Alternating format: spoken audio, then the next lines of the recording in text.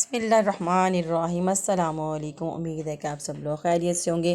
تو آج میں آپ کو دھونا سکھاؤں گی فلفی اور خوبصورت کمبل دھونے کا طریقہ۔ تو یہاں میرا کمبل دیکھیں بہت گندا ہوا ہے اور میں اس کو ہر سال ہی واش کرتی ہوں، اور سردی آنے سے پہلے میں اس کو واش کر لیتی ہوں تاکہ اچھے سے کمبل نیٹ اور کلین آپ اوپر لیں اور کوئی جراثیم آپ نہ لگیں۔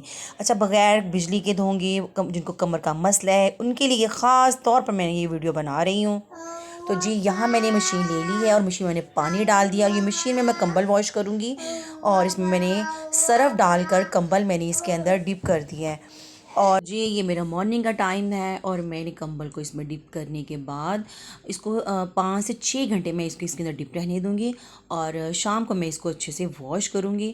اور یہاں دیکھیں پانی میرا کافی گندا بھی ہو چکا ہے اور کافی میلا پانی اور ہے، اور جن کو کمر کا مسئلہ ہے ان کے لیے تو یہ بہت زبردست ہے، اور آپ اس کو ضرور ٹرائی کیجیے گا اور مجھے فیڈ بیک ضرور دیجیے گا۔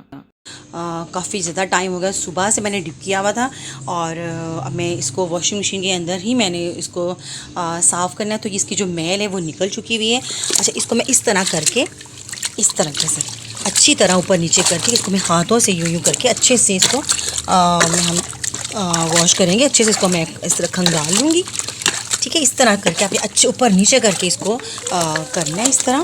جی یہاں میں نے کمبل کو اچھی طرح اوپر نیچے کر کے اس کو اچھے سے کر لیا، اور یہاں دیکھیں کتنا اس کا جو گندا پانی تھا، میل تھی، وہ ساری باہر نکل اور کافی گندا پانی اس کا ہو گیا، ٹھیک ہے۔ اب میں اس کو کیا کرنا ہے، اسی طرح میں اس کو اندر رہنے دوں گی، اور بیک سائڈ سے جو اس کی یہ پائپ لگا ہوا ہے اس کو میں کھول دوں گی، اس طرح اس کا پانی نکال دوں گی اچھے سے۔ اس کا پانی جب نکل جائے گا کمبل میں سے پورا، تو میں پھر اس میں نیا پانی ڈالوں گی، اور اس طرح میں اس کو واش کروں گی۔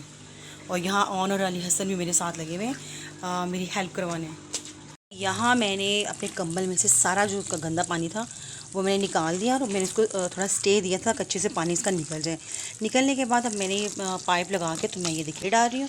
جب یہ اوپر تک بھر جائے گا، یہاں تک اس کو میں نے بھرنا ہے اوپر تک، جب بھر جائے گا تو پھر میں اس کو کمبل کو اوپر نیچے اچھی طرح کر کے 5-10 منٹ میں اوپر نیچے اس کو اچھی طرح کروں گی تاکہ اچھی طرح سے یہ دھل جائے، اور اس کا پانی نکال دوں گی۔ دیکھیے میں نے اس میں پانی ڈال دیا، تازہ پانی گندا نکال دیا تھا۔